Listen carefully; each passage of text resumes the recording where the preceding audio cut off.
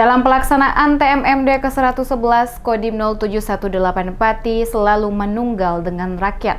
Hal itu terwujud saat anggota Satgas membantu pengecoran lahan milik warga untuk tempat penjemuran padi di lokasi sasaran TMMD.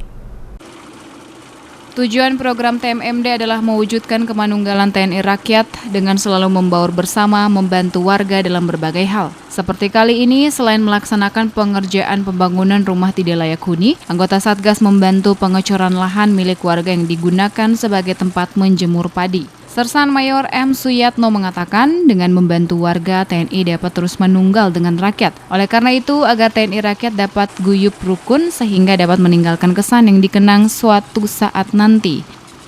Kegiatan hari ini tadi, selain pembangunan RTH non-fisik, kita juga membaur ke masyarakat rasa sosial, empati untuk bekerja membantu masyarakat.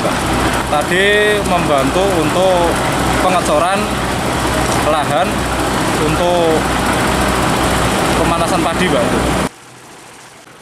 Sersan Mayor M. Suyatno berharap warga Desa Taman Sari dapat menerima kehadiran anggota Satgas TMMD ke-111 dan menunggal bersama.